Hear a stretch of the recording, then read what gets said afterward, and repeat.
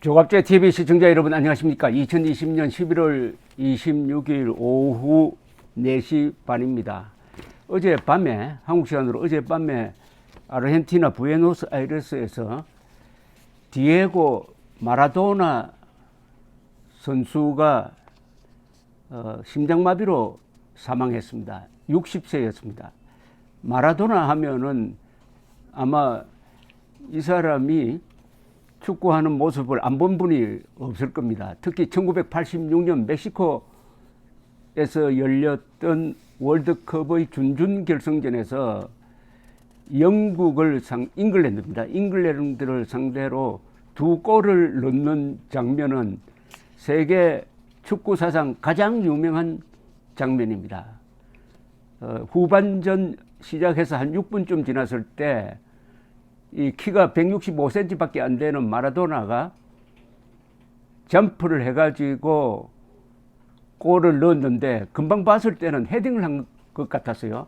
나중에 슬로우 비디오를 보니까 헤딩한 게 아니고 왼손 주먹으로 때려가지고 넣었습니다. 그런데 당시에 튜니시아 심판이 그걸 못 봤어요. 그래서 골이 인정이 되었습니다. 이 골은 월드컵 역사상 가장 문제가 많은 골로 지금 평가를 받고 있는데 바로 그 4분 뒤에 마라도나 선수가 약 70m를 혼자서 드리블을 해가지고 6명의 잉글랜드 선수를 젖히고 골을 넣습니다. 이 골은 세계 축구 역사상 최고의 골로 평가받고 있습니다. one of greatest가 아니라 the greatest입니다. 어디 가서 축구 전문가들한테 물어도 최고의 골은 뭐냐? 바로 이겁니다. 두 번째 골.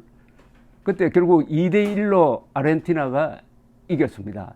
이 경기로 해서 불멸의 신화가 되었습니다. 경기 하나로 해서 경기 하나에 2골, 하나는 주먹으로 넣고 하나는 발로 넣은 이건데요. 그때 이 아르헨티나와 잉글랜드가 완전히 원수였습니다. 왜냐하면 그 4년 전에 포클랜드 전쟁에서 영국이 아르헨티나를 아주 격파를 해서 이겼습니다. 그 수치가 말도 못하죠. 그러니까 아르헨티나에서 군사정권이 무너지고 말았습니다. 거기에 대한 일종의 복수전으로 펼쳐진 이 경기 2대1 아르헨티나 승, 그걸로 끝난 게 아닙니다.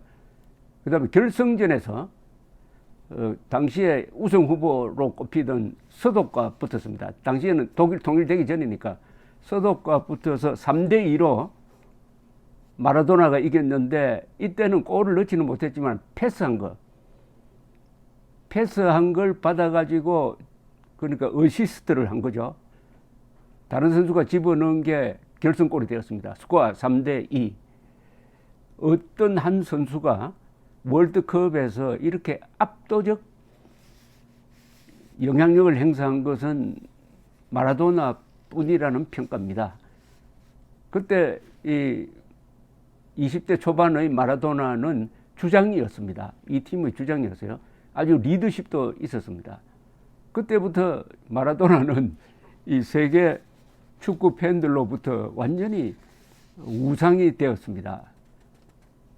이 장면은 이 유명한 이 2골, 하나는 주먹으로 놓고 하나는 발로 넣은, 이것은 유튜브에 들어가 보면 여러분들이 볼 수가 있습니다. 꼭 한번 보시기 바랍니다. 최고의 장면입니다. 나중에 이 마라도나가 여러 번 거짓말을 했습니다. 나는 손으로 안 넣었다 하다가 나중에 결정적 장면이 나오니까 손으로 넣긴 넣었는데 이것은 하나님의 계시로 했다 해가지고 하나님 신의 손으로 넣었다. The hand of God이라는 표현을 썼는데 잉글랜드 국민들은 신의 손이 아니라 그거는 악마의 손이라고 했어요. 그 뒤에도 여러 번 아주 화려한 경기를 했는데 항상 비교되는 선수가 있습니다.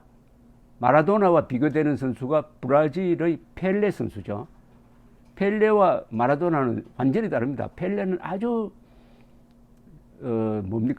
예절 바른 사람이고 경기하는 것도 클래식하게 하고 해서 여러모로 비교가 되는데 모든 기록을 보면은 펠레가 가장 위대한 선수라는 데는 이론의 여지가 없습니다. 그런데 2등이 누구냐 하면은 2000년에 휘파에서 아마 그 뽑았을 겁니다. 20세기의 가장 위대한 선수 뽑으니까 두 사람이 펠레와 이 마라도나가 결정이 됐습니다. 그 뒤에 마라도나는 이 축구보다는 스캔들로 더 많이 유명해졌습니다. 마라도나 하면 여러분 기억나는 게 뭐 없습니까? 마약, 알코올 중독, 그리고 마피아와의 연관성, 그리고 사생아 문제, 사생아가 아니라 뭡니까? 바람 피워서 낳은 아들 문제. 또 이 월드컵 94년 월드컵에서는 또 이 금지 약물을 복용해가지고 퇴장당하기도 하고요. 해가지고 이쪽으로 더 기사가 많이 나왔습니다. 그럼에도 불구하고 그런 스캔들만 들여다보면은 참 이 몹쓸 사람처럼 보이지만 축구를 워낙 잘하니까 이 두 개를 다 합쳐서 역시 천재였다. 아르헨티나에서는 3일 동안 일종의 국장이죠. 3일 동안 조문 기간을 설정을 했고 이 마라도나가 뛰었던 나폴리에서는 그 축구장 이름이 지금 축구장 이름이 세인트 폴인데 바울이죠. 사도 바울인데 이걸 마라도나로 바꾸자 하는 이야기까지 나온다고 합니다. 마라도나는 90년 월드컵 때도 잘했습니다. 그러다가 이 결승전까지 올라갔어요. 그때 또 올라갈 때 중간에 자기가 나폴리, 그때 이탈리아에서 열렸습니다. 아마 그 경기가 나폴리에서 있었던 것 같은데, 나폴리에서 있었던 경기에 그때 나폴리에서 뛰고 있었어요. 나폴리에서 이탈리아를 꺾었습니다. 마라도나가. 그래서 욕을 많이 먹었습니다. 아르헨티나 말고 마라도나가 어디서 인기가 있었느냐 하면 바로 나폴리입니다. 나폴리 축구팀을 2번 이탈리아 우승, 전체 우승으로 끌어올려 가지고 거기서 있다가 마피아와 이 연계가 됐어요. 나폴리에 마피아가 많은데 그러다 보니까 마피아, 마약, 그리고 불륜 뭐 이런 게 뒤엉켜 가지고, 그럼에도 불구하고 이 마라도나의 장점은 뭐냐면 그 얼굴이죠. 아주 또 그 천진한 어린아이처럼 그렇지 않습니까? 나이 많으니까 뚱뚱해져 가지고 젊었을 때의 그런 귀여운 모습이 좀 줄어들었습니다만, 그래도 그걸 기억하는, 축구를 기억하는 축구 선수 마라도나의 그 인상, 드라마틱하기도 하고, 꼭 키가 작은 서양 사람 기준으로 165cm면 거의 난쟁이 수준 아닙니까? 꼭 사람이 공처럼 굴러가는 것 같이 또 방향 바꾸는 걸 아주 마치 스키 선수가 내려오다가 방향 바꾸는 것처럼 이렇게 방향을 자주 바꾸고 하는 이 묘기, 그리고 항상 쾌활한 거. 그래서 정말 축구를 사랑한 사람이 마라도나입니다. 마라도나가 축구를 이렇게 표현했습니다. 내가 공을 만지면은 나는 꼭 이 하늘을 만지는 것 같은 쾌감을 느낀다고 이야기를 했습니다. 축구의 즐거움을 이야기한 거죠. 이 사람을 다룬 영화가 있습니다. 다큐멘터리 영화인데 영화 제목이 디에고입니다. 디에고라는 영화를 한번 보시면은 아마 마라도나를 더 깊게 이해할 수 있을 것이라고 생각을 합니다. 나이 60에 참 이런 생애를 뭐라고 합니까?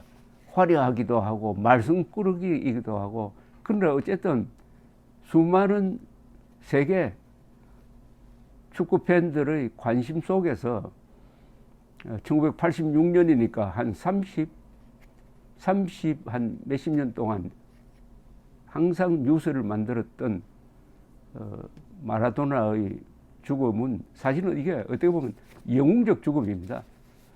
특히 정치는 한마디로 아사리판인 남미에서 축구 하나가 많은 국민들의 마음을 모읍니다. 그러니까 남미에서 가장 유명한 사람은 정치인도 아니고 장군도 아니고 축구 선수입니다. 두 사람이죠. 펠레, 마라도나, 또 요새 저쪽에서 뛰고 있는 메시 같은 선수. 1986년 그 텔레비전으로 중계되던 그 월드컵 결승전과 잉글랜드 시합을 보았던 기억이 아주 생생하여 마라도나의 죽음에 대해서 제가 한마디 했습니다. 감사합니다.